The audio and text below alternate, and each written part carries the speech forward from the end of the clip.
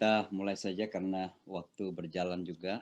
Mudah-mudahan Allah memberikan kemudahan dan memberikan keberkahan. Bismillahirrahmanirrahim.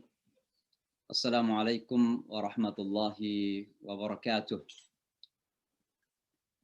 Waalaikumsalam warahmatullahi wabarakatuh. Alhamdulillah rabbil alamin. الذي أنزل على عبده الكتاب ولم يجعل له عوجا قيما لينذر بأسا شديدا من لدنه ويبشر المؤمنين الذين يعملون الصالحات أن لهم أجرا حسنا ماكثين فيه أبدا أشهد أن لا إله إلا الله وحده لا شريك له وأشهد أن محمدا عبده ورسوله لا نبي بعده اللهم صل وسلم وبارك على نبينا وشفيعنا وحبيبنا محمد بن عبد الله وعلى آله وصحبه أجمعين أما بعد فسبحانك لا علم لنا إلا ما علمتنا إنك أنت العليم الحكيم اللهم علمنا ما ينفعنا وانفعنا بما علمتنا اللهم ارزقنا فهما ووفقنا للعمل به يا رب العالمين رب اشرح لي صدري ويسر لي أمري واحلل عقدة من lisani yafqahu qawli. Tentu pertama-tama sebagaimana setiap saat dalam keadaan bagaimanapun kita menyampaikan puji syukur kita kepada Allah Subhanahu wa taala. Tentu dengan harapan mudah-mudahan kita senantiasa berada dalam kasih sayang Allah, dalam ridha Allah, berada dalam riayah penjagaan Allah, berada dalam ma'unah, ya, pertolongan Allah. Karena hidup kita ini semuanya terpusat pada kuasa Allah Subhanahu wa taala, la haula wala quwata illa billah. Tapi hal seperti ini hanya bisa kita fahami ketika kita bisa belajar untuk melihat kehidupan ini dengan penglihatan batin kita. Tidak dengan penglihatan mata kasat kita yang seringkali tertutupi oleh dinding-dinding dunia yang ada di sekitar kita. Maka mudah-mudahan kita semua menjadi hamba-hamba Allah yang senantiasa bersyukur, mensyukuri segala nikmat Allah Subhanahu wa taala yang Allah berikan kepada kita semua. Bapak dan Ibu, kita dalam suasana Rabiul Awal yang biasanya kita jadikan sebagai momentum yang sebenarnya sebagai orang Islam ya setiap saat kita jadikan sebagai waktu yang terbaik untuk kita membangun ingatan, komitmen, ketaatan dan cinta kita kepada baginda Rasulullah SAW. Tapi anggaplah ini adalah bagian dari kemanusiaan kita yang penuh keterbatasan, yang terkadang didorong oleh situasi tertentu di dalam situasi dan keadaan tertentu. Ya misalnya kita sebagai bangsa Indonesia ya mengingat Indonesia atau proklamasi tentu tidak harus 17 Agustus, setiap saat kita harus ingat. Tapi kenapa kita mengatakan bahwa ada 17 Agustusan, ya itu hanya momentum saja. Maka sama juga dengan situasi sekarang ini, ya semua kita sepakat bahwa kita harus memperbaharui komitmen kita, iman kita, kecintaan kita kepada baginda Rasulullah SAW. Maka kita menyampaikan salawat dan salam kepada Rasulullah. Allahumma salli wa sallim wa barik ala Rasulillah wa ala alihi wa sahbihi ajma'in wa kulli man tabi'a hudahu wa istamsaka bi sunnatihi, dan semua yang ikut kepada petunjuknya dan mengikuti sunnahnya hingga hari akhirat nanti, hari kiamat. Bersalawat kepada Rasulullah Sallallahu Alaihi Wasallam itu tidak sekedar seperti yang sering kita dengarkan, dan itu memang benar bahwa kita bersalawat sekali, doa yang kembali kepada kita 10 kali. Itu satu, tentu fadilah keutamaannya. Tapi urgensi salawat itu juga menjadi bagian dari apresiasi kita, rasa terima kasih kita. Karena orang yang tidak bisa berterima kasih kepada sesama manusia, kata Rasulullah, tidak bisa bersyukur kepada Allah. Man lam yashkurin nas lam yashkurillah. Maka ketika kita bersalawat kepada baginda Rasulullah, itu bagian dari ungkapan seolah-olah kita sedang berhadapan kepada Rasulullah dan mengatakan, ya Rasulullah terima kasih. Hingga hari ini, detik ini kami merasakan nikmatnya iman dan Islam. Kami termasuk orang-orang yang bisa mencicipi kelezatan iman, kelezatan ibadah. Bisa melihat arah hidup yang jelas. Karena perjuangan yang engkau telah lakukan ya Rasulullah. Itu bahagian dari selawat kita. Apresiasi kita kepada baginda Rasulullah Sallallahu Alaihi Wasallam.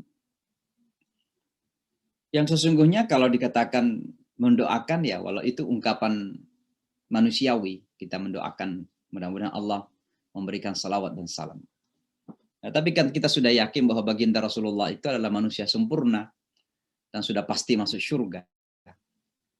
Tapi ketika kita berselawat itu karena kita ingin mengekspresikan adab kita, etika kita. Untuk mengatakan terima kasih ya Rasulullah. Yang ketiga, kenapa kita berselawat? Karena itu ekspresi cinta kita kepada Rasulullah Sallallahu Alaihi Wasallam. Dan cinta kita itu seperti yang sering kita ulang-ulang, adalah salah satu kunci untuk mendapatkan syafaatnya dan salah satu kunci untuk membersamai Rasulullah di surga nanti. Kita masih ingat hadis seseorang yang mengatakan kapan hari kiamat terjadi? Bertanya kepada Rasulullah. Rasulullah tidak menjawab. Sampai 3 kali bertanya. Rasulullah tidak menjawab. Tapi Rasulullah kemudian bertanya kepadanya. Famada a'adatta laha? Apa yang sudah kamu persiapkan kalau kiamat terjadi? Kata dia tidak banyak ya Rasulullah. Ghaira anni uhibbullaha wa rasulahu. Tapi saya punya cinta. Cinta kepada Allah dan cinta kepada Rasulullah. Kata Rasulullah, anta ma'aman ahbabta yawmal qiyamah. Kamu akan bersama dengan orang yang engkau cintai di hari kiamat nanti. Maka salawat itu ekspresi cinta. Dan kecintaan ini akan menjadi salah satu kunci kebersamaan kita dengan Rasulullah Sallallahu Alaihi Wasallam di surga nanti. Tapi satu hal lagi yang terpenting itu, salawat itu adalah bahagian dari benteng tauhid kita. Loh, apa hubungannya? Jadi begini, banyak orang yang kehilangan akal sehat ketika sudah terjatuh kepada kecintaan yang berlebihan. Jangankan kepada tokoh-tokoh yang memang Allah pilih, yang disebut Nabi dan Rasul. Tokoh biasa saja di tengah-tengah masyarakat ketika sudah begitu ada kecintaan, terkadang berujung kepada pengkultusan. Jadi tokoh-tokoh masyarakat, tokoh-tokoh politik yang ditinggikan, yang dibesarkan, tiba-tiba dikultuskan. Dibuat patung sana sini, dan kalau patung itu menjadi simbol saja, tidak sampai. Tapi ada juga yang sampai kemudian mensakralkan, ini yang berbahaya. Makanya kita ingatkan Nabi Isa kan. Rasulullah SAW suatu ketika masuk ke dalam masjid, para sahabat berdiri, kata Rasulullah, jangan. Sesungguhnya Isa itu sampai disembah karena awalnya begitu penghormatan yang berlebihan, sampai terjadi pengkultusan. Maka salawat itu sebenarnya salah satu ekspresi bahwa kita bedakan antara mana makhluk dan mana khalik. Allahumma salli ala Muhammad. Di situ ada pelaku dan ada objek. Objek itu Rasulullah, yang melakukan itu Allah. Jadi yang memberikan Allah. Nah itu sebenarnya ekspresi tauhid kita kepada Allah. Ya. Jadi bersalawat itu bahagian dari benteng tauhid kita. Menjaga tauhid kita bahwa Rasulullah dengan segala cinta kita, dengan segala penghormatan kita, dengan segala keinginan kita untuk taat kepada beliau baginda Rasulullah, beliau adalah makhluk, manusia biasa. Qul innama ana basyarun mithlukum. Saya adalah manusia biasa seperti kalian. Itu perintah dalam Al-Quran. Wahai Muhammad, sampaikan kepada manusia bahwa engkau adalah manusia biasa seperti yang lain. Yuha ilayya. Bedanya bahwa engkau diberikan wahyu. Al-Quran itu. Ya.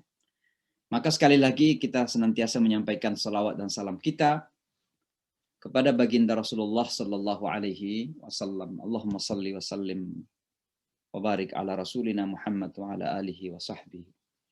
Baik Bapak dan Ibu, kita memasuki ayat 83 dari surah Al-Baqarah pada malam ini insyaallah. Seperti biasa, saya akan bacakan dulu ya sekali dua kali, lalu saya akan meminta volunteer 2-3 orang kira-kira. Ini satu ayat saja karena ayat ini cukup panjang dan saya kira poin-poinnya cukup banyak.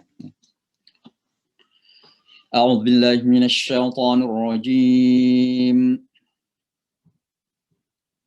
Bismillahirrahmanirrahim.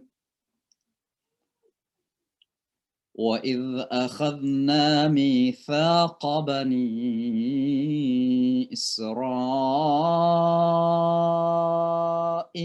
لَا تَعْبُدُونَ إِلَّا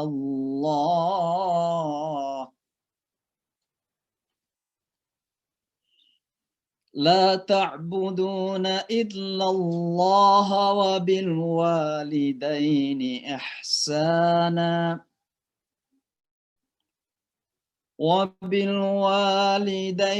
إِحْسَانًا وذي القربى واليتامى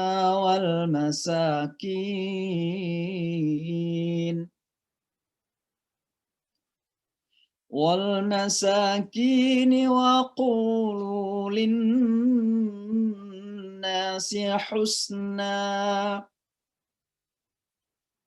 وأقيموا الصلاة وآتوا الزكاة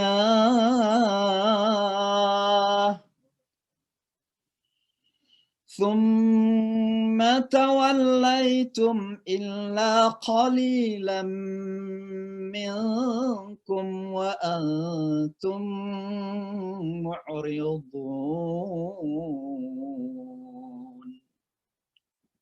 Coba sekali lagi. وَإِذْ أَخَذْنَا مِيثَاقَ بَنِي إِسْرَائِيلَ لَا تَعْبُدُونَ إِلَّا اللَّهَ وَبِالْوَالِدَيْنِ إِحْسَانًا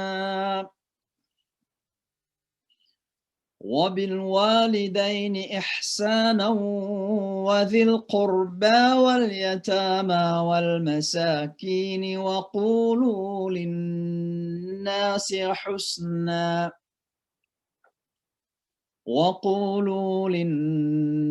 حسنا وأقيموا الصلاة وآتوا الزكاة ثم توليتم إلا قليلا منكم وأنتم معرضون.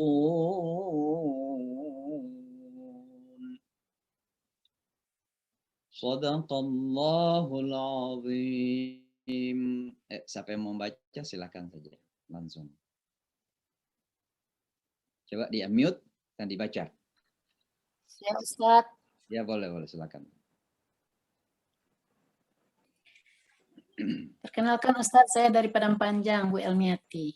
Siap. A'udzu billahi minasy syaithanir rajim. Bismillahirrahmanirrahim. وَإِذْ أَخَذْنَا مِيثَاقَ بَنِي إِسْرَائِيلَ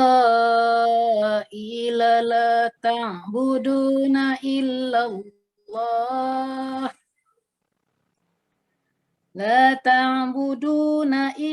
اللَّهَ وَبِالْوَالِدَيْنِ إِحْسَانًا وذي القربى واليتامى والمساكين وقولوا للناس حسنا وأقيموا الصلاة وآتوا الزكاة ثم توليتم إلا قليلا منكم وأنتم معرضون. Sadaqallahul azim. Terima kasih Ustadz atas waktunya. Assalamualaikum warahmatullahi wabarakatuh. Salam, bacaannya bagus, alhamdulillah. Siapa lagi? Insyaallah, silakan. Coba.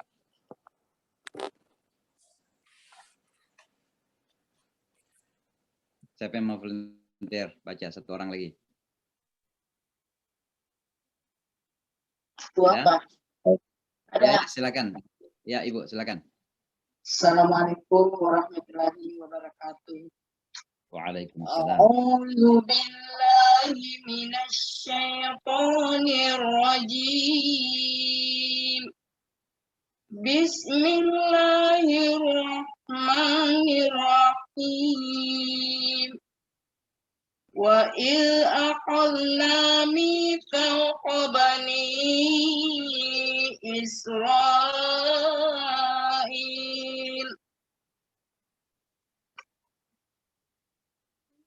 mitsaqa bani Israil la ta'buduna illallah La ta'buduna illallah wa bil walidaini ihsanan wa dzil qurba wal yatama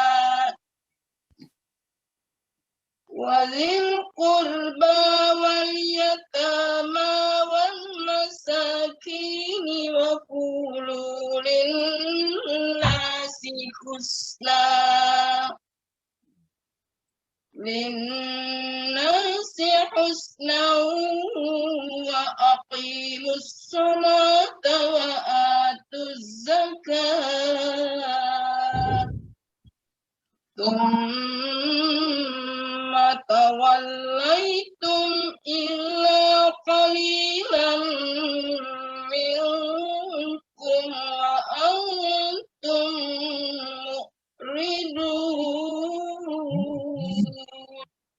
Sadaqallahul azim.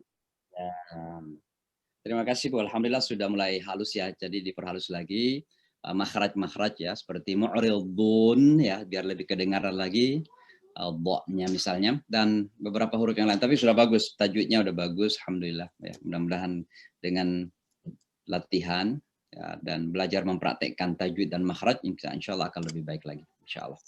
Baik Bapak dan Ibu, kita belajar makhrajnya. Jadi di dalam satu ayat ini ada beberapa huruf yang kita kategorikan sebagai huruf-huruf yang susah bagi orang Indonesia.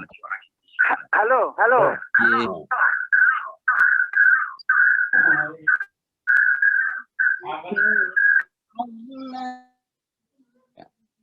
Jadi ini beberapa huruf yang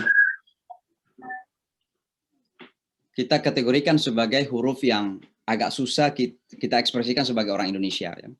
Di dalam ayat ini aja, ya. Jadi yang pertama adalah za, ya, wa idh akhadh, ya. Jadi lidah itu berada di antara dua gigi kita, seolah-olah digigit tapi didorong pakai udara. Za, ya, wa idh, ya. Wa idh akhadna mitsaqa, ya. Ya, itu yang pertama. Nah, yang kedua, sa, kha, ya kha tentunya, akhad, akha. Kemudian sa, mitsaqa, sa, ya. Za dengan sa, kadang orang mirip-mirip itu. Jadi za dan sa, ya. Jadi sama-sama antara gigi atas dan bawah, tapi satu itu agak didorong keras kayak itu sa, ya. Kalau yang satu za, ya. Kemudian qaf, mitsaqa, saqa, qa, ya. Mitsaqa bani Isra, mitsaqa, ya, qaf. Nah, tentu ain, ya. Adla ta'buduna illallah wa antum ya, itu ain, ya. Itu kadang susah untuk kita sebutkan sebagai orang Indonesia. Kemudian ha,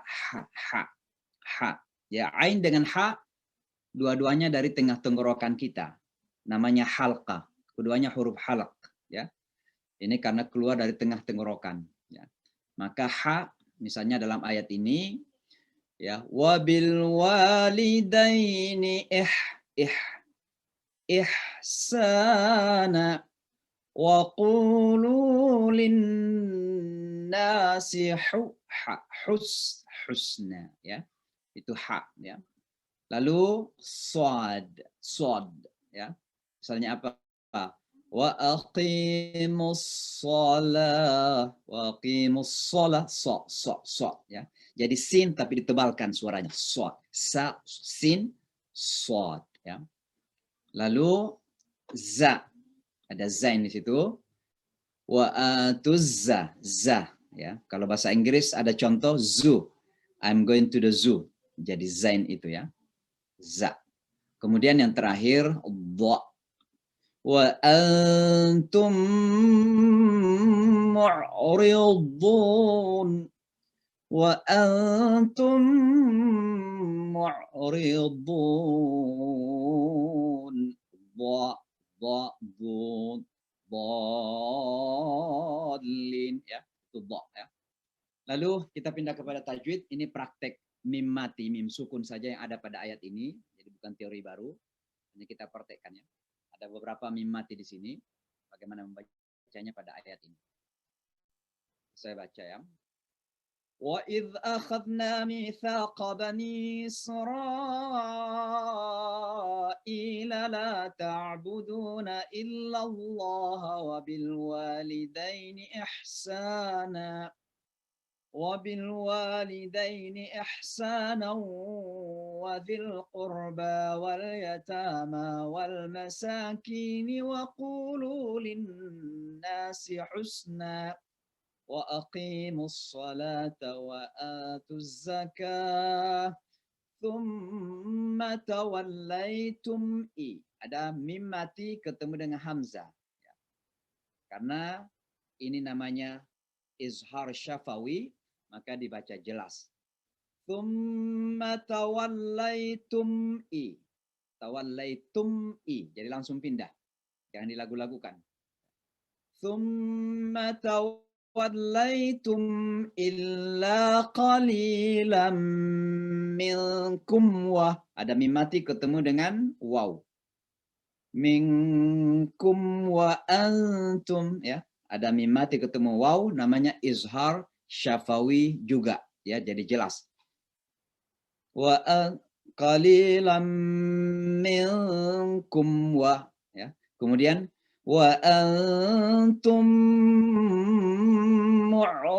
mu'ridun, ya, mim mati ketemu mim, itu namanya idgham mimi, ya, biasa juga disebut dengan idgham mithlain, ya. Idgham mimi atau idgham mithlain. Wa antum mu'ridun, ya. Itulah hukum mim mati, mim sukun yang ada pada ayat tersebut. Mudah-mudahan kita bisa praktekkan ketika kita kembali membaca ayat ini. Lalu kita masuk kepada arti kata, ya, pada ayat 83 dari surah Al-Baqarah ini. Jadi yang pertama, wa idh, dan ketika, dan tatkala, wa idh, ya. Akhadna, kami telah ambil. Nah, ini arti bahasa, ya, kami telah mengambil. Akhadna, kami telah mengambil. Itu artinya kalau bahasa Arabnya, ya. Mitsaq itu artinya perjanjian, ya. Nah, misalnya piagam Madinah disebut dengan mitsaq Madinah, piagam Madinah, karena perjanjian antar bangsa Madinah ketika itu, ya. Namanya perjanjian, itu mitsaq. Bani, anak-anak atau keturunan Bani Israel, ya, Israel, ya, sudah kita bahas dulu, itu namanya Yakub, ya, Nabi Yakub namanya Israel. La, tidak atau jangan, ta'buduna, kamu sembah, illa, kecuali Allah, wa, dan bil, enggak ada bi-nya, saya lupa tulis bi di situ. Bil walidaini, dan kepada kedua orang tua, bil, ya, ada bi di situ. Bil walidaini, bi sebenarnya biasanya berarti dan dengan kedua orang tua, ihsanan, kebaikan, Ya, ada dalam kurung berbuat kebaikan masuknya kepadanya. Wadhi dan yang punya, wadhi al-qurba artinya kedekatan. Ini maksudnya keluarga, ya, kekerabatan. Dari kata qarib, qurb, kerabat, ya itu qurbah, itu sudah bahasa Indonesia juga. Ya. Lalu wal yatama dari kata satu yatim, yatimani, yatama artinya orang-orang yatim, anak-anak yatim. Wal masakin, ya, satu miskin, miskinani, masakin artinya orang-orang miskin. Wa dan qulu katakanlah linnasi untuk manusia, annas artinya manusia, husna kebaikan atau yang baik. Wa aqimu dan dirikanlah atau tegakkanlah as-salata, salat. Wa atu dan berikanlah az-zakata, zakat. Thumma kemudian tawallaitum kamu berpaling, berbalik itu. Tawalla itu artinya berbalik. Ya. Tawalla. Jadi misalnya kita menuju ke Makassar, mau ke Goa, kita berbalik ke Maros, itu tawalla ila Maros, berbalik ke Maros kalau orang Makassar. Berbalik, ya, artinya berpaling. Tawallaitum kamu berpaling, illa kecuali qalilan, sedikit. Minkum dari kalian. Wa antum dan kalian dan kamu mu'ridun itu membangkang. Sebenarnya kata mu'rid itu artinya juga berbalik ya. Arada ya'ridu itu artinya menawarkan biasanya, tapi ini mu'ridun artinya diterjemahkan membangkang.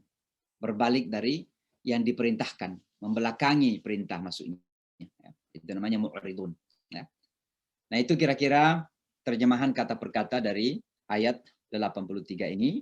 Sekali lagi tujuan kita bukan untuk bisa bercakap bahasa Arab, tapi mudah-mudahan ada bayangan ketika kita membaca Al-Quran tanpa terjemahan, ada satu dua kata yang teringat di benak kita, sehingga tidak selalu melihat terjemahan baru faham.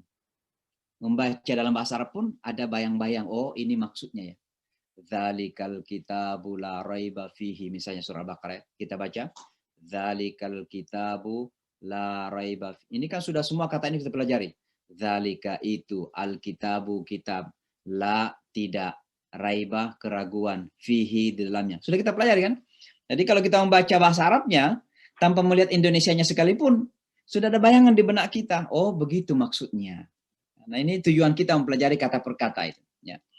Baik Bapak dan Ibu, kita masuki pelajaran tafsir kita, sangat singkat sekali, ya.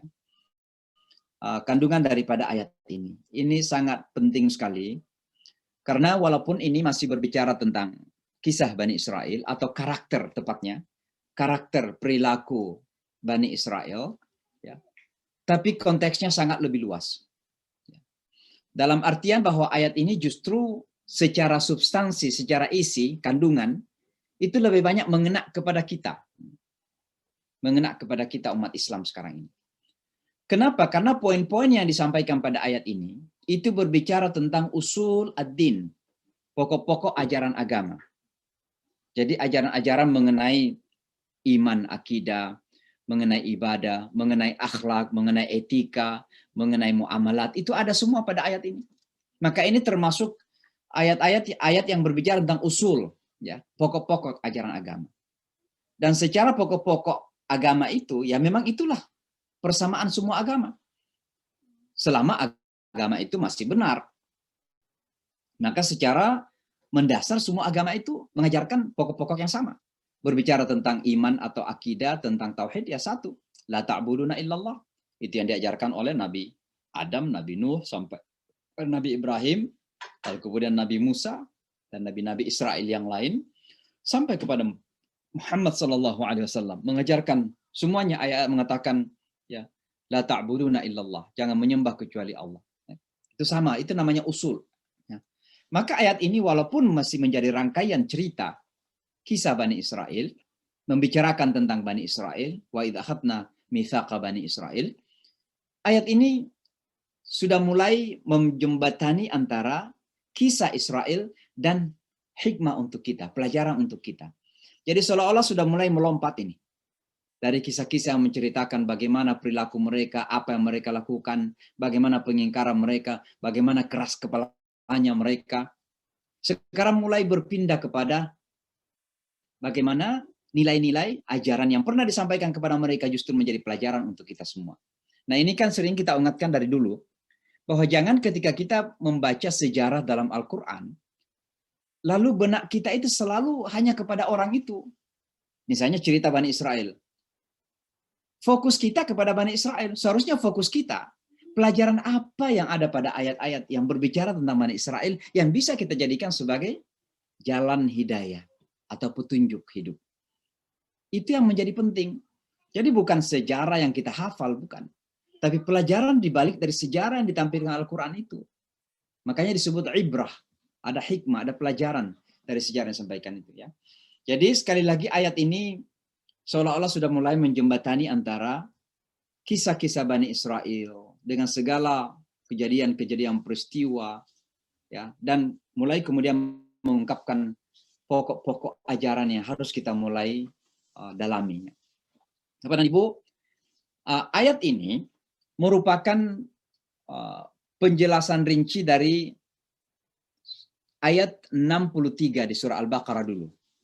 Kita pernah pelajari dulu, ada yang mengatakan wa akhadna mitsaqakum, dan ketika kami mengambil janji kalian. Dan itu disebutkan dalam surah Al-Baqarah ayat 63. Kalau coba Bapak dan Ibu buka, ya saya juga buka di sini. Al-Baqarah 63. Apa kata Allah Subhanahu wa taala? A'udzubillahi minasyaitonir rajim. Bismillahirrahmanirrahim. Wa idh khadna mitsaqakum wa rafa'na fawqakumut tur. Khudhu ma atainakum biquwwah wadhkuru ma fihi la'allakum tattaqun. Ya. Jadi ayat 63 yang dulu pernah kita pelajari berbunyi, dan ingatlah ketika kami mengambil janji kalian, janji kamu, dan kami angkat gunung Sinai di atasmu. Artinya begitu seriusnya amanah agama yang Allah berikan kepada kita ini. Seolah-olah sebuah gunung yang berat, ya, yang harus kita junjung. Dan kalau tidak kita akan tertimbun. Dan kira-kira begitu. Maka digambarkan seperti gunung Sinai yang diangkat di atas mereka. Gitu. Dan kami angkat gunung Sinai di atasmu, seraya berfirman, pegang teguhlah apa yang telah kami berikan kepadamu. Khudhu ma atainakum biquwwah. Nah, ini kan perjanjian yang terjadi. Ya. Jadi ada janji kepada mereka, ada komitmen yang diberikan kepada mereka untuk mengambil wahyu Allah ini secara serius. Biquwwah, dengan sungguh-sungguh. Wadhkuru ma fihi, dan ingat-ingat selalu apa yang ada dalamnya itu. Apa yang ada pada ajaran Taurat itu ingat gitu. Untuk apa? Jalan menuju kepada ketakwaan. Maka setelah diberikan ayat tersebut, janji, di sini dirincikan apa saja pokok-pokok janji yang harus mereka lakukan itu. Maka ada beberapa penyampaian di sini, tapi sebelumnya, pertama yang saya ingin sampaikan juga adalah bahwa kenapa mereka diingatkan kembali. Karena ini sekaligus memberitahu kepada mereka bahwa karakter mereka itu apa ya? Mengkhianati, tidak peduli. Maka perlu diingatkan kembali oleh Allah Subhanahu wa taala. Dan dirincikan sekaligus. Karena boleh jadi ya pura-pura tidak tahu gitu. Nah, tapi ayat ini khitabnya, cara penyampaian bukan lagi wa akhadna mitsaqakum, kami mengambil janji dari kalian, bukan. Tapi seolah-olah Bani Israel itu orang ketiga, wa idh khadna mitsaqa Bani Israel. Nah, kenapa? Karena sekali lagi saya katakan, ini sudah seolah-olah menjembatani antara kisah Bani Israel dan Allah ingin berbicara kepada kita sebagai umat Islam, umatnya Muhammad SAW. Wa idh akhadna mitsaqa Bani Israel, ada orang ketiga yang diceritakan dan yang Allah itu bercerita kepada kita, menyampaikan kepada kita. Sehingga saya mengatakan ini seolah-olah jembatan sudah. Dari kisah Bani Israel, lalu kita yang being addressed, bahasa Inggrisnya itu. Kita, Allah menyampaikan kepada kita. Wa idh akhadna mitsaqa Bani Israel.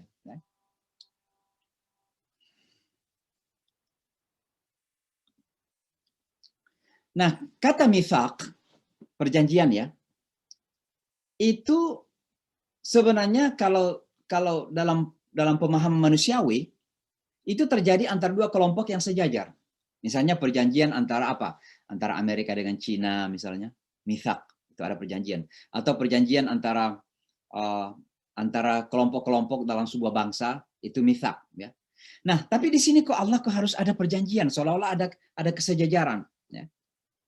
ini Allah ingin menyampaikan kepada kita bahwa ketika ya, komitmen dalam poin-poin ini dilakukan, maka Allah itu menempatkan hamba-hambanya pada posisi yang sangat terhormat sekali.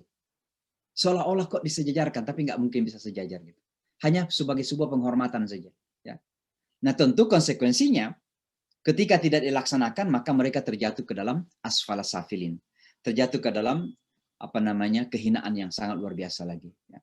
Jadi kata mithaq menunjukkan persetujuan antara dua pihak yang sejajar, tapi di sini tidak mungkin kita katakan bahwa Allah sejajar kepada hamba-hambanya, tapi di sini Allah hanya memakai kata mithaq itu untuk menempatkan hamba-hamba yang taat kepada mithaq itu, yang taat kepada perjanjian itu pada tempat yang sangat mulia dan sangat terhormat.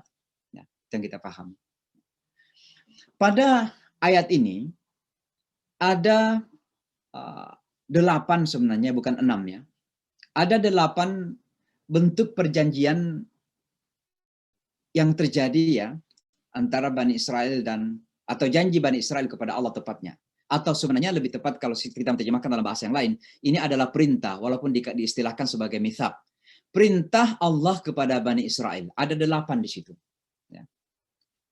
Nah yang pertama, la ta'buduna illallah. La ta'buduna illallah. Nah. Kata la ta'buduna illallah ini sebenarnya kalau kita membaca terjemahan tadi itu, ya coba lihat terjemahan di atas ya. Apa terjemahannya? Janganlah kamu menyembah. Kan itu kan kata larangan kan? Mungkin dalam bahasa lain itu perintah. Perintah untuk tidak. Jadi larangan. Tapi kenapa pada ayat ini Allah memakai kata kamu tidak menyembah? Bukan dalam bentuk la ta'budu, jangan kalian menyembah, tapi kalian tidak menyembah. Tapi sebenarnya larangan. Kenapa begitu? Karena tidak menyembah kepada Allah Subhanahu wa taala ini sebenarnya memang itu sebuah realita yang harus terjadi. Ya. Jadi Allah seolah-olah ingin mengatakan bahwa tidak menyembahnya kalian kepada Allah itu memang harus begitu, hidup kalian harus begitu. Jadi tidak perlu diperintah lagi sebenarnya. Karena sudah paham bahwa itu adalah perintah Allah, larangan Allah untuk menyembah, perintah Allah untuk tidak menyembah selain Allah. Ya. Tapi disampaikan dalam bentuk kata kerja, kalian tidak menyembah selain Allah. Artinya itulah yang harusnya, itu yang kalian lakukan. Sama kalau misalnya ada seseorang ya, ada anak misalnya kita mengatakan, kamu tidak boleh keluar dari rumah ini setelah salat zuhur. Tapi kita sampaikan dalam kata-kata seperti ini. Kamu tidak keluar dari rumah ini, bukan dilarang, tapi disampaikan kamu tidak keluar, artinya kamu tinggal. Kamu tidak keluar dari rumah ini setelah salat zuhur. Padahal sebenarnya itu larangan. Kenapa? Karena memang seharusnya itu yang dilakukan. Ya. Jadi ini adalah bentuk penguatan kepada Bani Israel dan tentunya by extension untuk kita semuanya, agar tidak menyembah selain Allah Subhanahu wa ta'ala. Larangan untuk tidak menyembah selain Allah Subhanahu wa ta'ala tentu ya dalam perspektif Islam sudah mengandung iman juga. Ya. Kenapa mengandung iman? Karena kata ibadah dalam perspektif Islam itu mensyaratkan iman. Kata la ta'budun, ta'budun itu pasti menyiratkan kata iman. Sebab ibadah tidak terjadi kalau tidak ada iman. Maka walaupun Allah di situ tidak mengatakan la tu'minu, jangan beriman selain kepada Allah, hanya mengatakan la ta'budun, itu sudah seolah-olah mengatakan jangan mengimani selain kepada Allah. Karena pasti ibadah sudah mempersyaratkan iman. Karena tanpa iman nggak ada ibadah dalam pandangan agama Islam. Ya. Terus kita pahami begitu. Karena ada yang mengatakan kenapa tidak didahului dengan perintah untuk bertauhid, perintah untuk berakidah, beriman. Ya karena udah perintah beribadah itu pun sudah menyiratkan kata iman di situ. Kata tauhid di situ. Ya. Karenanya larangan ini sekaligus larangan untuk penekanan untuk janji tauhid. Ya. Bertauhid kepada Allah Subhanahu wa ta'ala. Seolah-olah Allah mengatakan, la ta'buduna illallah, kamu tidak menyembah selain Allah, artinya kamu beriman kepada la ilaha illallah. La ilaha illallah. Kedua, ini perintah pertama tadi ya. Jadi bersifat vertikal kepada Allah Subhanahu wa ta'ala. Membersihkan iman kita, akidah kita, tauhid kita bersih. Itu disebut ikhlas. Qul huwallahu disebut surah Ikhlas. Jadi betul-betul bersih dari penyembahan selain Allah. Itu yang perintah kepada Bani Israel dan kepada kita semuanya. Nah, yang kedua, wabil walidaini ihsana. Dan kepada kedua orang tua berbuat kebaikan. Nah, Bapak dan Ibu, di dalam Al-Quran itu ada 3 kategori orang tua yang bisa terjadi. Ada orang tua Muslim yang taat, alhamdulillah. Ada orang tua Muslim tapi tidak taat. Ada orang tua non-Muslim, misalnya anaknya mu'alaf, tapi orang tuanya nggak memusuhin. Nah ini saya jadikan 4 lah. Orang tuanya nggak musuhin. Dia baik-baik saja, malah tetap sayang kepada anaknya masuk Islam. Dan ini banyak yang terjadi di Amerika. Dulu ada pengalaman kami, orang Connecticut ya. Connecticut itu luar kota New York. Kami di kota New York. Dia nelpon ke masjid. Bapak-bapak, seorang ayah gitu, nelpon. Dia mengatakan bagaimana caranya untuk masuk agama Islam. Saya kira dia. Maka setelah kita menjelaskan bagaimana prosesnya untuk masuk agama Islam, kita tanya untuk siapa? Dia katakan untuk anak saya. Rupanya putrinya itu seorang mahasiswi di sebuah universitas, banyak temannya orang Islam. Akhirnya dia terpengaruh dan belajar Islam. Dan ketika ingin belajar masuk agama Islam, dia minta kepada ayahnya malah untuk mencarikan tempat untuk masuk agama Islam. Jadi bapaknya justru yang mengantar dia ke masjid masuk agama Islam. Jadi ada orang tua non-Muslim tapi tidak memusuhi Islam gitu. Nah ini kategori ketiga. Tapi ada orang tua non-Muslim memusuhi Islam, malah memaksa anaknya mau keluar Islam. Nah ini, jadi ada 4 kategori. Nah, di dalam Al-Quran, ada beberapa kata yang dipakai dalam hal berbuat baik kepada orang tua. Dan itu berbeda-beda bentuknya. Ada kata ihsan pada ayat ini, wabil walidaini ihsana. Ya. Tapi ada juga kata husna. Ya, wabil walidaini husna. Husna. Ya. Nah, apa beda antara ihsan dan husna? Nanti kita akan sampaikan. Tapi ada juga disebutkan wasahibhuma fid dunya ma'rufa. Ya. Temani mereka dalam kehidupan dunia ini dengan baik. Nah, ternyata perbedaan penyebutan berbuat baik kepada orang tua ini dalam bentuk yang berbeda-beda, itu juga bentuknya berbeda kepada bagaimana sikap orang tua kepada anak itu. Kepada orang tua Muslim yang alhamdulillah taat beragama, taat kepada Allah Subhanahu wa taala. Itulah yang disampaikan pada ayat ini, wabil walidaini ihsana. Kenapa Allah memakai kata ihsan? Karena ihsan itu adalah tingkatan kebaikan tertinggi. Karena ihsan itu selain hasan, selain bagus, selain indah, selain elok, juga ada sentuhan batin, sentuhan rohani, sentuhan spiritualitas. Makanya kan ada ayat hadis mengatakan, anta'budallah ka'annaka tarahu fa illam takum tarahu fa innahu yarak, dan itulah definisi ihsan. Definisi ihsan itu relasi kita, batin kita dengan Allah. Maka ketika kata ihsan ya dipakai untuk berbuat baik kepada orang tua, itu orang tua Muslim yang taat, bahwa dalam berbuat baik kepada mereka betul-betul lahir dan batin. Lahir dan batin. Segala yang ada pada kita ini harus disampaikan kepada orang tua itu. Segala bentuk kebaikan ini. Tangan kita baik kepada mereka, kaki kita baik kepada mereka, penghasilan kita baik kepada mereka, lidah kita baik kepada mereka, wajah kita baik kepada mereka, iktikad pikiran kita baik kepada mereka. Dan juga hati kita yang terpenting, ada kasih sayang, rahmah. Bagaimana kita kasih cinta kepada orang tua kita, Muslim yang taat. Itu yang dimaksud dengan ihsan. Nah, tapi kalau husna, ya, itu bisa terjadi kepada orang tua yang memang Muslim tapi nggak peduli dengan agama, nggak pernah mengajari anaknya agama, nggak bertanggung jawab. Atau mungkin juga orang tua non Muslim tapi dia tetap baik, tidak memaksa anaknya misalnya melakukan hal-hal yang dilarang agama. Maka Al-Quran memakai kata husna. Artinya apa? Berbuat baik, ya, tapi hati tetap dijaga. Jangan sampai terpengaruh. Orang tuanya Muslim tapi orang tuanya sendiri nggak sholat. Orang tuanya Muslim, tapi orang tuanya minum misalnya. ya udah tetap harus berbuat baik, tapi jaga hati. Maka tidak dipakai kata ihsan di situ. Ya, ini penting sekali untuk kita pahami. Ya, bedanya antara ihsan dan husna. Ya. Terkadang husna ini banyak kepada fisikal, material sifatnya. Tetap kasih duit misalnya kepada orang tua kalau mereka perlu. Tetap tersenyum kepada mereka. Tetap ya temanin mereka kalau jalan-jalan. Tapi jaga hati. Jangan sampai kalau mereka minum, ikut juga minum gitu. Atau misalnya orang tua ada percaya khurafat, misalnya ikut-ikut juga khurafat gitu. Nah ini hati harus jaga. Tapi kalau orang tua taat, muslim, insya Allah pakai ihsan tadi itu. Semuanya segala in and out, di dalam dan di luar, batin dan fisik, harus baik kepada orang tua. Nah tapi ada juga orang tua yang jahat.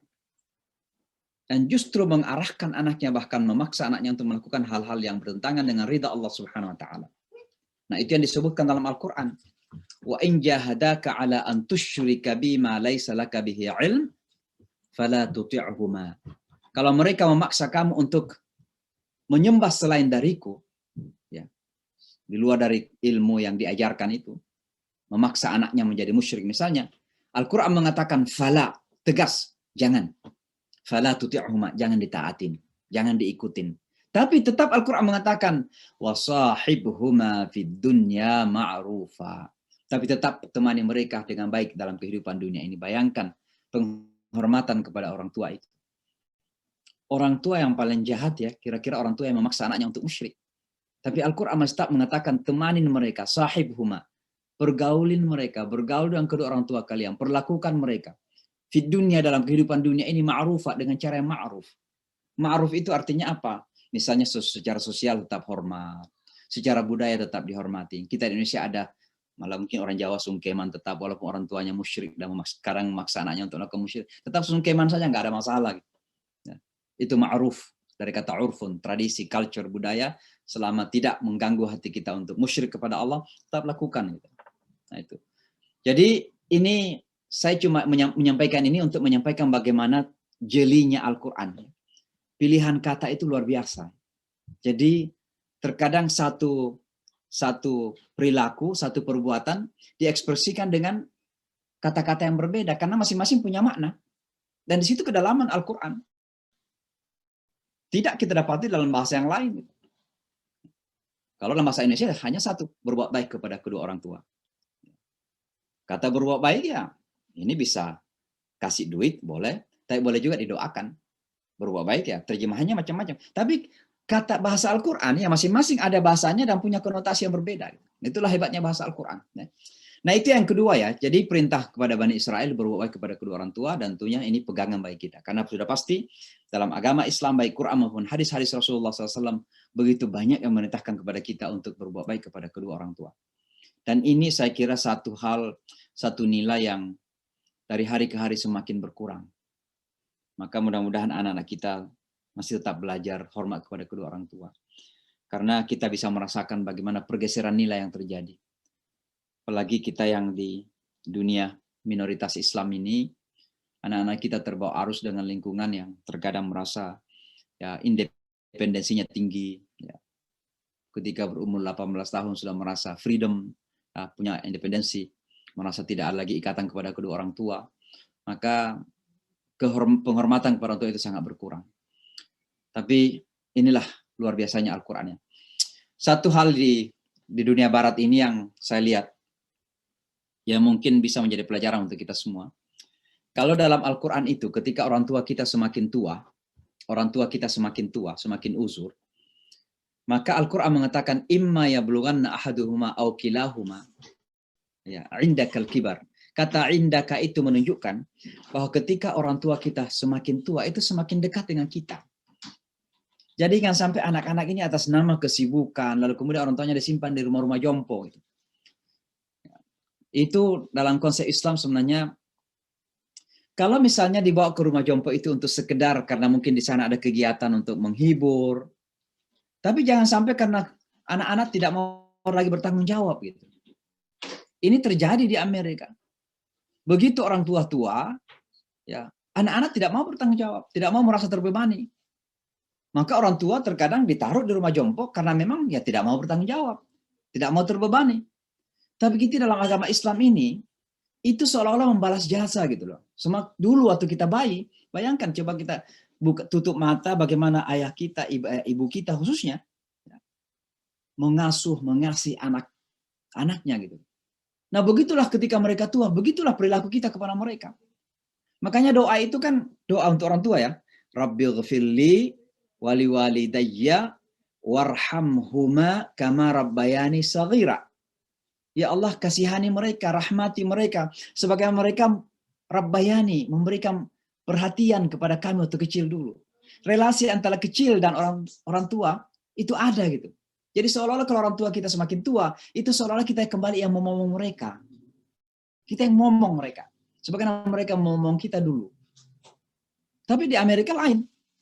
Orang tuanya tua ditaruh rumah jompo, sekali setahun dilihat, itu pun kalau dilihat. Kadang ada anak-anak yang merasa udah, itu kan sudah dijamin sama asuransi. Kalau meninggal ya udah dikuburin gitu oleh perusahaan rumah jompo. Wal'iyazubillah. Ya, itu yang kedua ya. Bagaimana kita terus menjaga penghormatan kebaikan kepada orang tua. Yang ketiga, dan yang punya kedekatan.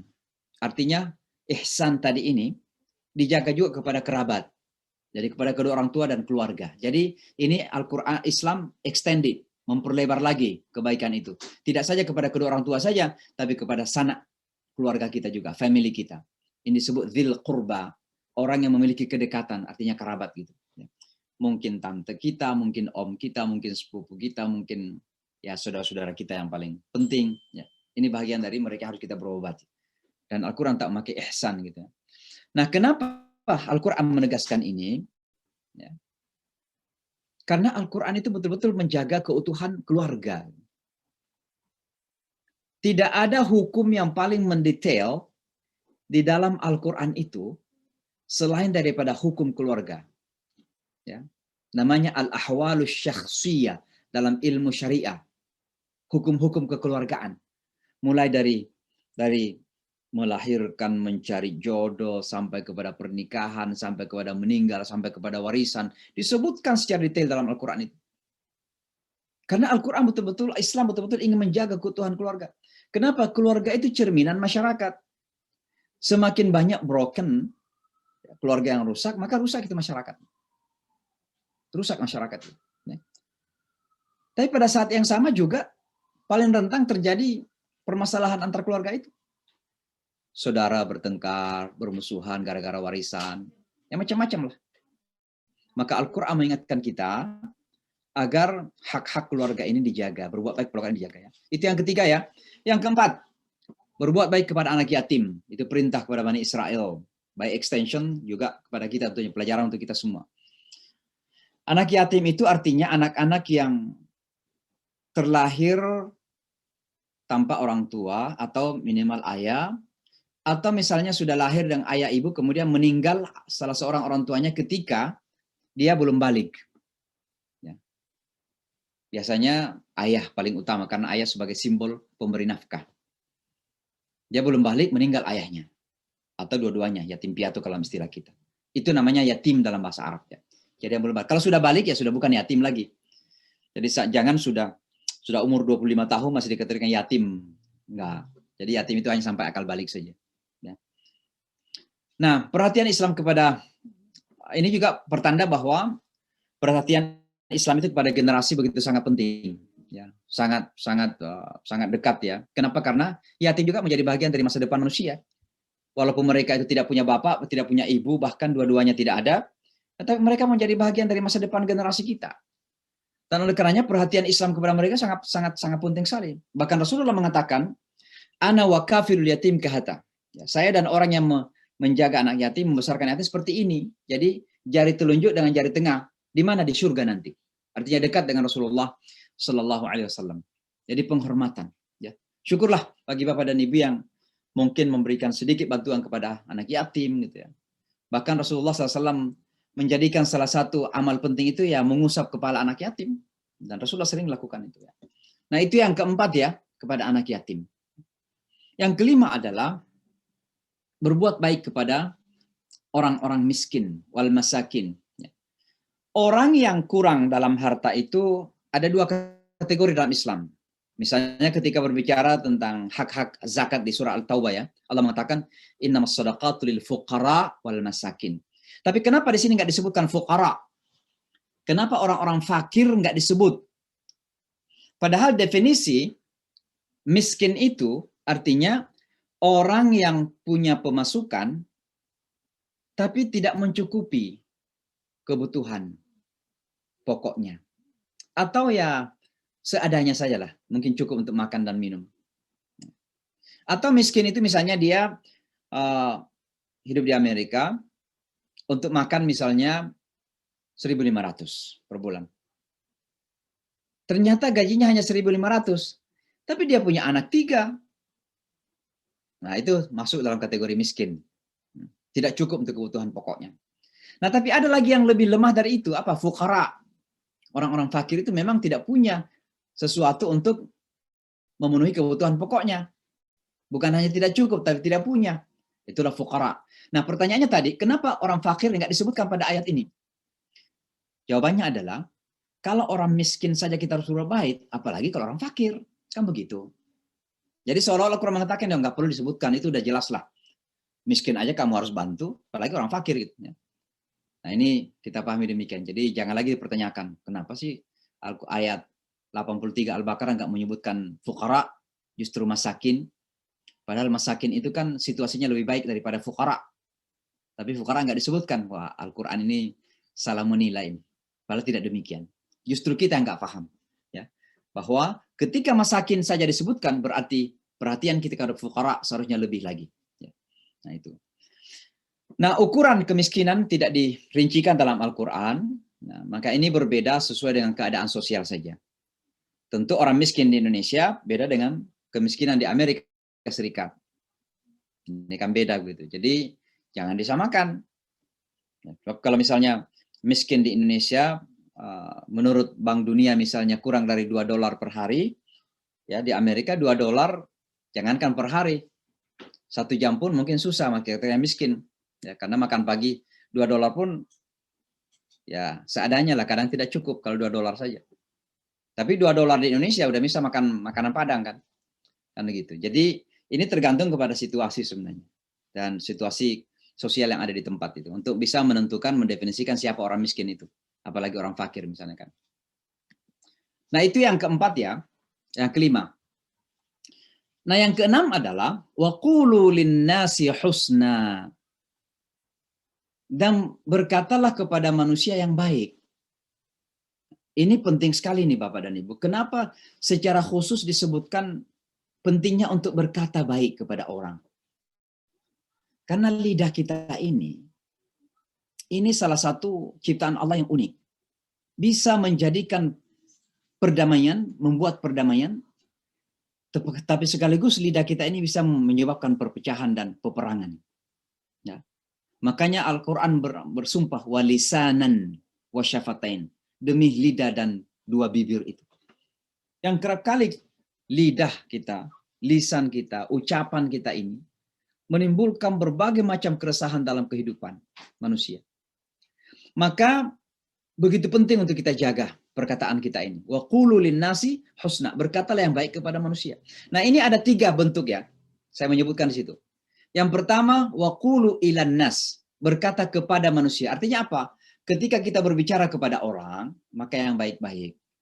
Nah, ini biasanya kategorinya termasuk kepada para politisi, berbicara kepada publik itu kalau sudah menjadi politisi misalnya, apalagi sudah menjadi pimpinan, apakah menteri, apa presiden, itu satu kata keluar dari mulut itu punya dampak besar kepada masyarakat itu. Makanya harus dijaga itu. Makanya masalahnya Donald Trump ketika menjadi presiden di Amerika itu karena kata-katanya ini. Terkadang bukan dalam bentuk kebijakan, tapi kata seorang presiden itu didengar oleh rakyat. Maka ketika Donald Trump mengatakan bahwa Islam itu membenci kita, Islam itu musuh kita, memusuhi kita, betapa banyak orang Amerika yang melihat Islam ini berbahaya. Kan begitu. Maka kalau kita berekspresi kepada orang, ini husna yang baik. Termasuk juga para ustadz gitu. Ketika kita berceramah, ketika kita memberikan pelajaran, ya husna, baik-baik saja. Jangan menimbulkan keresahan, perpecahan, pesimisme, ya seolah-olah udah hilanglah harapan untuk masuk surga gitu. Ini penting ya. Ini ila. Jadi ada kata ila, berbicara kepada. Yang kedua, li, ya linnas, Ketika kita berbicara kepada orang yang bersifat langsung individu, jadi berhadapan dengan orang, ya, itu jangan, walaupun mungkin teman ya, kadang kita nggak sengaja ngomong kepada teman kita sendiri, hanya kata-kata itu menyinggung tanpa kita sadarin. Ini penting untuk kita jaga. Jangankan teman ya, sama anggota keluarga, saya akan sering begitu. Suami dan istri misalnya, nggak sengaja mengucapkan sesuatu, menyinggung suami, menyinggung istri misalnya. Itu harus dijaga. Nah, tapi tidak kalah pentingnya adalah wa qulu linnasi husna, ini juga an. Jadi ada ila, ada li, ada an. Nomor 3 itu. Wa qulu anin nas, dan berkatalah tentang mengenai manusia dengan baik. Ini maksudnya apa? Orang yang ada di belakang yang tidak ada di samping kita. Artinya membicarakan tentang orang, kan begitu. Berbicara tentang orang. Jadi yang baik-baik saja. Karena kalau tidak baik ada 2 kemungkinan yang terjadi. Bisa ghibah, bisa fitnah. Ghibah itu apa? Membicarakan tentang seseorang yang dia tidak suka tapi benar. Dia tidak suka tapi benar. Misalnya kita bicarakan tentang si Fulan, tentang si Ahmad misalnya. Enggaklah nama Ahmad kita pakai. Ada Ahmad, dia memang sering melakukan sesuatu yang tidak baik. Lalu kita bicarakan kepada orang kiri kanan. Ahmad sendiri nggak suka kalau itu sampai dibicarakan kepada orang lain. Itu sudah namanya ghibah. Dan ghibah itu apa? Seperti memakan bangkai saudara yang sudah mati. Demikian tidak tidak buruknya itu namanya ghibah. Tapi fitnah lebih lagi. Fitnah itu asyaddu minal qatli. Bagaimana bentuknya? Membicarakan tentang seseorang, keburukan tentang seseorang yang tidak benar. Oh, si anu itu mencuri. Padahal tidak. Ya. Tapi sudah disebarkan sana sini ke fitnah. Nah, itu sebenarnya dosanya jauh lebih besar daripada membunuh. Walaupun kita nggak membanding-bandingkan dosa manusia ya. Tapi artinya itu penggambaran saja begitu jahatnya orang yang fitnah itu. Fitnah itu luar biasa. Ya. Menjadikan keresahan di masyarakat, ya. Menjadikan orang hilang kredibilitasnya, hilang muruahnya, hilang kemuliaannya, kebahagiaannya terkadang. Nah, luar biasa itu memfitnah orang. Ya. Maka ini masuk dalam kategori wa qulu linnasi husna. Berkatalah kepada manusia dengan yang baik. Kalau membicarakan tentang orang yang baik-baik, ya. Bahkan ada saudara kita misalnya tahu dia berbuat tidak baik, coba bersangka baik dulu. Oh, dia begitu barangkali karena begini. Kalau berbicara kepada orang, oh dia itu begini karena begini. Nah setelah itu baru klarifikasi. Tapi ini kadang nggak klarifikasi, udah disebarkan sana sini gitu. Nah itu ghibah. Ya berhati-hati kita. Nah itu yang ke-6 ya. Nah yang ke-7, Allah kemudian memerintahkan kepada Bani Israil wa aqimus shalah, dan dirikanlah salat ya. Nah, kalau Bapak dan Ibu lihat semua urutan tadi itu dari 1 sampai ke-7 ini kan tadi itu rata-rata masalah sosial ya. Ya. Jadi bil walidaini ihsana wa dzil qurba wal yatama wal masakin wa qul lin nasi husna. 5 hal itu semuanya masalah sosial.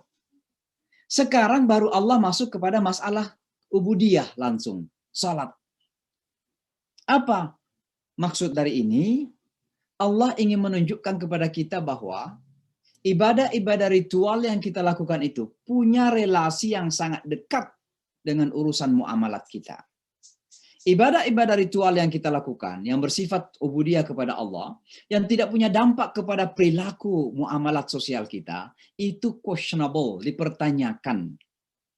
Makanya orang yang salat itu ya bisa bangkrut, bahkan terancam oleh neraka. Fawailul lil musallin. Siapa wailul lil musallin? Alladzina hum an. Orang-orang yang tentang, mengenai. Nah, kalau berbicara tentang dan mengenai, itu sesuatu yang sudah lewat kan? An salatihim sahun, orang-orang yang lalai tentang salatnya. Jadi bukan sekedar lalai dalam salat, bukan fi salatihim, tapi an, sesuatu yang sudah berlalu tapi lalai. Ketika salat Allahu Akbar, ketika di pasar Allah itu menjadi asgar kecil, itu lalai. Ketika di salat Assalamualaikum, salam kiri kanan. Mudah-mudahan Anda damai. Tapi ketika di luar sana fitnah orang, ghibah orang, itu lalai, itu terancam neraka. Maka ketika sholat disebutkan di sini setelah beberapa sifat muamalat tadi itu menunjukkan bahwa sholat yang kita lakukan kalau tidak punya dampak sosial itu dipertanyakan. Ini sangat penting sekali untuk kita ingat.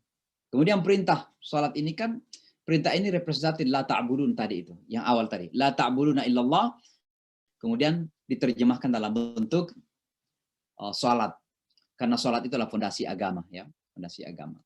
Nah, hal yang penting kita ingat tentang salat ini dalam Al-Qur'an itu selalu Allah memakai kata tegakkan. Nah, jadi bukan sekedar melaksanakan, tapi menegakkan. Ya. Jadi menegakkan itu artinya apa? Segala sisi-sisinya harus kita jaga. Sama kita menegakkan gedung, misalnya gedung, yang kita jaga bukan fondasinya saja kan? Dijaga tiangnya, dijaga dindingnya, dijaga pintunya, dijaga atapnya, dijaga jendelanya, baru gedung itu tegak. Maka sholat itu bukan hanya fondasinya yang kita jaga. Nah, apa tiang dari, apa dinding sholat, apa atap sholat, apa jendela sholat, apa lantai sholat, yaitu muamalat kita, perilaku sosial kita. Jadi kalau fondasinya sudah ada, sholatnya kita sudah kerjakan, lakukan, tapi semua yang terkait dengan bangunan sholat itu nggak terjaga, maka itu bukan menegakkan namanya, hanya mengerjakan saja. Ya, maka ini penting untuk kita sadari, pahami makna aqimus sholat. Ya. Nah yang terakhir, ya, wa atuz zakat, ya, dan keluarkan zakat. Ya. Keluarkan zakat. Nah, kalau kita melihat salat dengan zakat ini kan senantiasa dalam Al-Quran ya berkaitan, bersamaan. Nah itu menunjukkan bahwa Allah ingin menegaskan sekali lagi bahwa ajaran Islam itu ya dua aspek yang tidak boleh kita pilahkan. Hablum minallah dan hablun minan nasnya. Ya. Maka ini sangat penting sekali untuk kita jaga bersama. Ya. Makanya Abu Bakar itu, bayangkan Abu Bakar itu orang yang sangat bijak. Ya. Tapi ketika ada sahabat yang tidak membayar zakat, maka Abu Bakar mengatakan kita perangi gitu. Kita perangin. Walaupun dia salat, walaupun dia bersyahadat itu. Tapi memilah-milah ajaran agama Allah Subhanahu wa taala, ya. Nah, zakat juga Bapak dan Ibu kita harus pahami sebagai umat Islam ya. Bahwa itu berarti perintah untuk memperkuat perekonomian, basis perekonomian, ya. Maka umat Islam ini dengan perintah zakat itu bukan sekedar memberi. Karena memberi itu hasil. Memberi itu berarti sudah ada hasil. Maka ketika kita diperintah memberi, berarti ada perintah sebelumnya. Perintah apa? Ada pemasukan. Bagaimana kita bisa mengeluarkan zakat kalau tidak ada pemasukan? Maka ketika kita mengimani perintah memberi, kita juga harus pahami bahwa ada perintah untuk mendapatkan pemasukan. Maka zakat harus dipahami sebagai economic empowerment. Penguatan ekonomi. Maka umat ini harus kuat secara ekonomi sesungguhnya. Rasulullah SAW ketika di Madinah, membeli pasar dari Yahudi, membeli sumur dari Yahudi. Itu bagian dari proses untuk membangun perekonomian umat. Gitu. Jangan terus-menerus menggantung utang sana-sini, gitu, yang belum tentu bisa dibayar. Gitu. Maka umat ini harus memperkuat resources agar bisa membangun ekonomi. Ya. Tentu kita sebagai bangsa Indonesia, bangsa Muslim terbesar, gitu. Maka Indonesia harus kuat secara ekonomi. Kalau Indonesia kuat secara ekonomi, maka insya Allah umat Islam akan kuat secara ekonomi. Nah, tapi apa yang terjadi Bapak dan Ibu? Tsumma tawallaitum min ba'di dzalik. Ya, bukan apa ya? Tsumma tawallaitum, ya. Apa itu kata Al-Qur'an tadi? Wa antum mu'ridun. Tsumma tawallaitum illa qalilan minkum, ya. Kemudian kalian berpaling kecuali sedikit. Ya, ada juga yang tidak berpaling. Wa antum mu'ridun, dan kalian kemudian berbalik gitu, menentang, ya. Ini persis seperti apa yang disebutkan oleh Rasulullah SAW dalam hadisnya untuk umat ini. Kullu ummati yadkhulunal jannah, semua umatku masuk surga illa man aba, kecuali yang membangkang. Nah, ini pembangkangan ini. Disuruh menyembah selain Allah, menyembah selain Allah. Disuruh jangan menyembah selain Allah, menyembah selain Allah. Termasuk hawa nafsunya, termasuk posisinya, termasuk materi dunianya. Nah, itu semua bagian penyembahan. Illa man aba. Qila wa man ya'ba ya Rasulullah, dikatakan siapa yang membangkang itu ya Rasulullah? Kata Rasulullah, man ata'ani faqad dakhala al-jannah wa man asani faqad aba. Ya. Siapa yang mentaatiku dia masuk surga, dan siapa yang berdosa kepada aku, artinya tidak ikut kepada Rasulullah, maka dia sudah membangkang. Maka artinya apa? Wa antum mu'ridun, ini artinya kalian membangkang berpaling dari perintah yang 8 tadi itu. Menyembah selain kepada Allah, tidak menegakkan salat, tidak melakukan zakat, tidak berbaik kepada orang tua, ya, tidak membantu miskin dan juga anak yatim, tidak berkata yang benar, ya, yang baik. Nah, ini semua pembangkangan gitu. Nah, maka mudah-mudahan ini betul-betul menjadi pelajaran untuk kita semua, bahwa ayat ini begitu sangat penting membicarakan usul-usul atau dasar-dasar dari ajaran agama kita, seperti yang pernah disampaikan juga oleh Allah kepada Bani Israel. Maka mari kita membedakan diri kita dengan Bani Israel. Kalau Bani Israel membangkang dan berpaling, maka umat ini harus justru bersungguh-sungguh mengambil perintah Allah Subhanahu wa taala dan sungguh-sungguh ikut kepada ajaran Rasulullah sallallahu alaihi wasallam. Demikian saya kira Bapak dan Ibu, mudah-mudahan ada manfaat yang bisa kita ambil dari ayat ini, dan mudah-mudahan Allah senantiasa membuka hati kita yang terpenting dan juga wawasan kita memahami agama ini secara baik, dan insya Allah kita diridhai oleh Allah Subhanahu wa taala. Saya kira demikian, saya akhiri sampai di sini saja.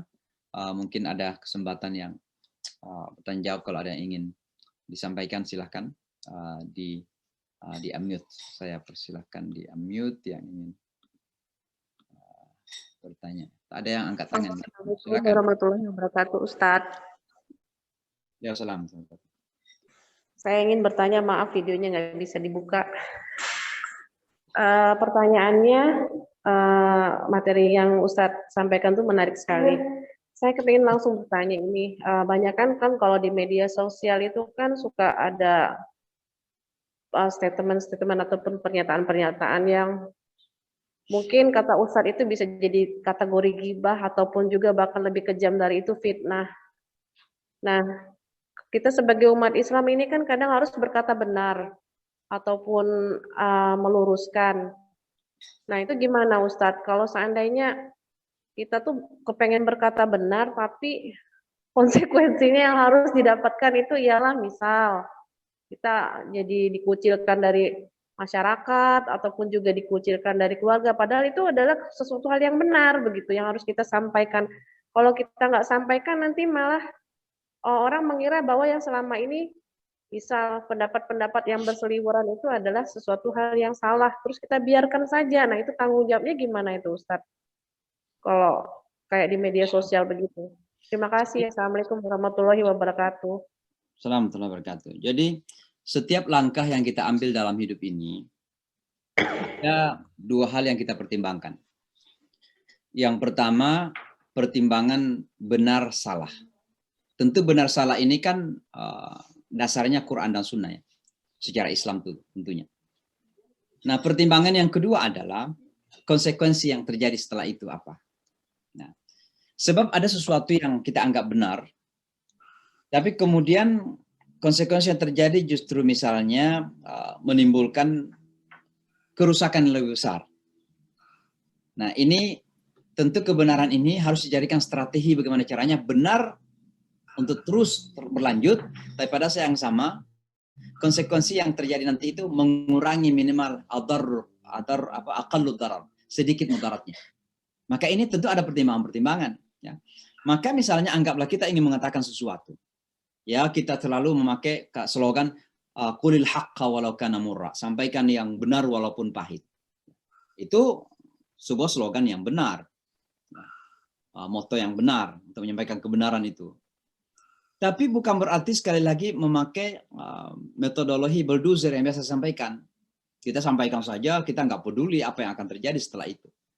Nah, terkadang justru ini dijadikan lubang bagi orang lain untuk memasukkan kita ke dalam lubang kuburan itu, menghancurkan.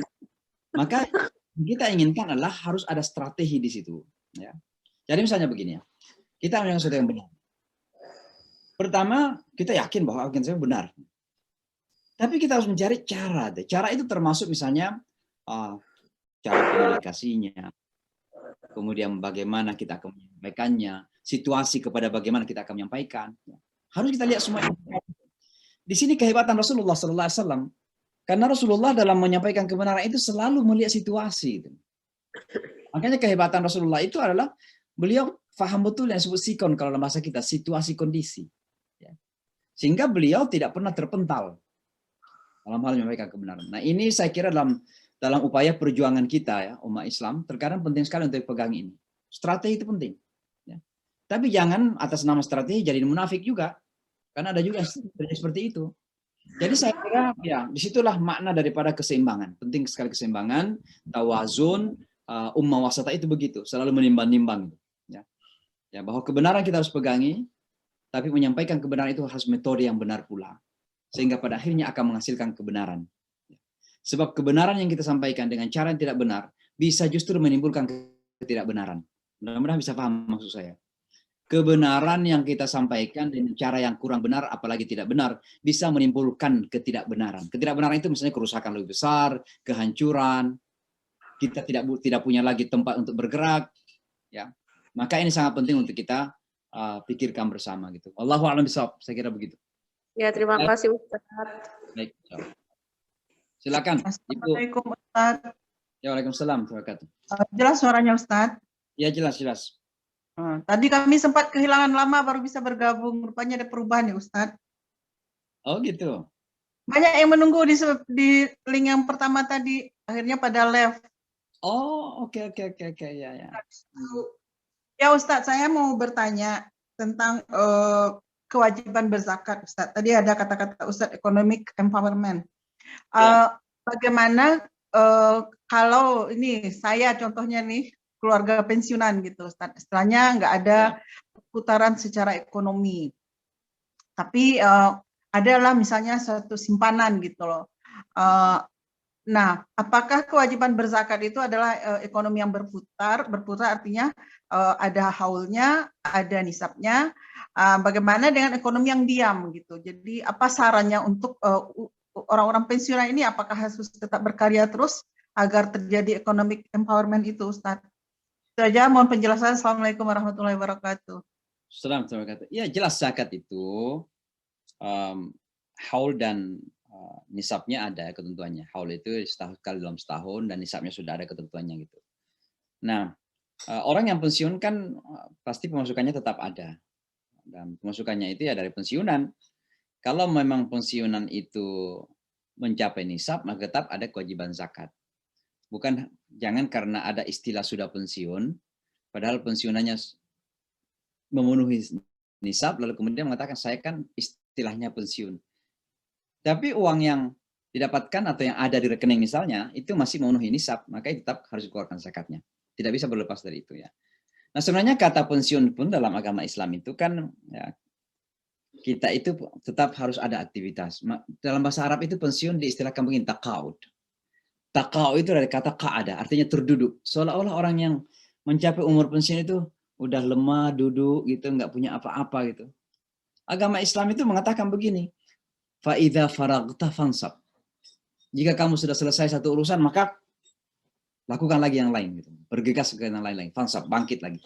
Maka sebenarnya kata pensiun bagi kita itu hanya berpindah dari satu situasi ke situasi yang lain. Ya, ini kan cuma pengistilahan teknis saja dalam pekerjaan atau profesional. Tapi maksud saya adalah orang Islam insya Allah selama masih memungkinkan bernafas maka selalu kita berkarya. Ya, dan karya kita ditujukan untuk ibadah kepada Allah Subhanahu wa taala. Maka saya kira singkat saja kepada pertanyaan Ibu tadi, kata pensiun tidak menjadi justifikasi pembenaran untuk tidak membayar zakat selama memang uang kita walaupun uang itu tidak diputar, tapi yang ada di rekening kita ternyata cukup nisabnya, dihitung misalnya masih ada sekian juta misalnya, dan nisabnya cukup, maka harus tetap dikeluarkan 2,5% kepada mereka yang berhak untuk mendapatkan zakat tersebut. Wallahu a'lam bishawab.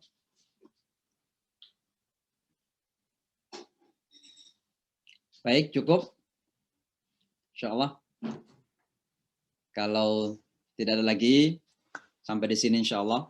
Mohon maaf kalau tadi ternyata linknya Ibu Aida ya, Haji Aida, silakan. Ini biasanya ikut lebih 100 orang, tapi karena mungkin ada kesalahan link tadi, mohon di save link yang terakhir yang saya kirim itu link permanen untuk halaqah Quran kita. Jadi linknya itu apa tadi ya? Jadi setiap Bapak dan Ibu masuk ya link itu yang diklik. Namun ini suaranya kecil Ustaz. Oke ya. Ya, jadi ada Zoom namanya Nusantara Boarding School. Iya. Itu link yang saya kirim terakhir, itu akan jadi permanen itu. Oh ya. Itu sama dengan link yang dulu. Ini hanya kita permanenkan saja. Ya. Apa ada masalah? Kenapa suara lebih kecil, Ustadz? Suara saya lebih kecil. Iya. Yang lain, ibu-ibu, bapak-bapak kecil juga ya? Atau sama saja? Atau hanya ibu? Sama sih Ustaz.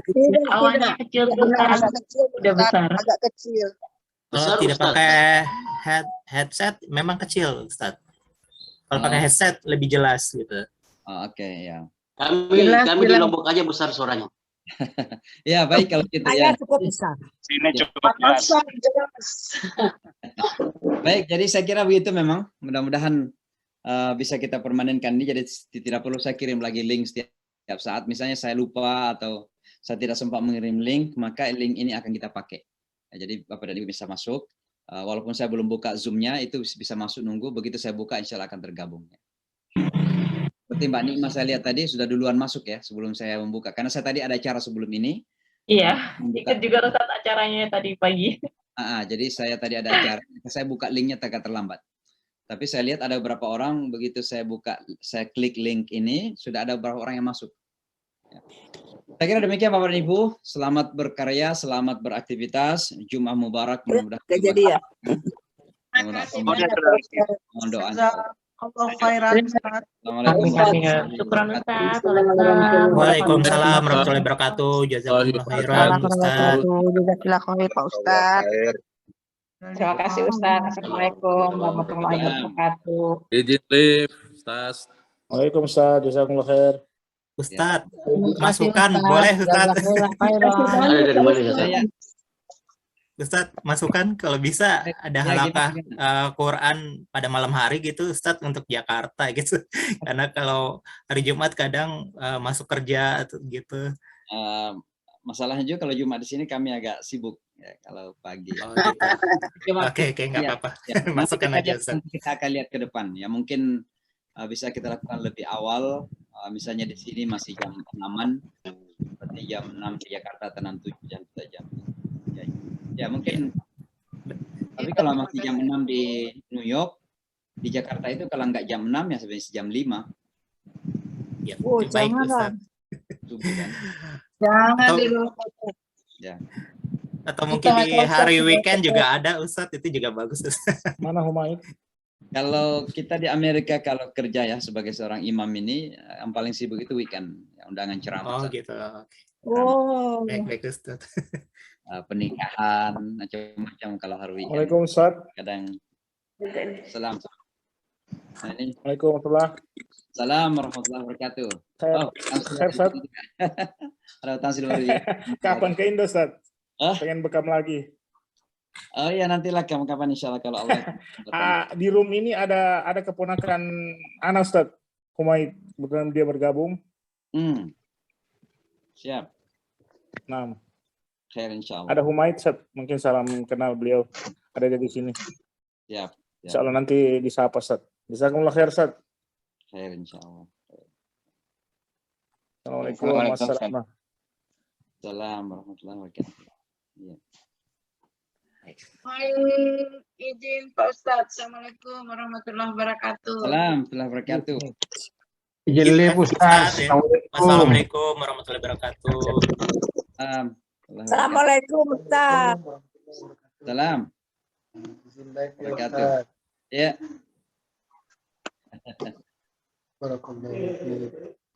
Nah, ini besok subuh akan ada acara ini.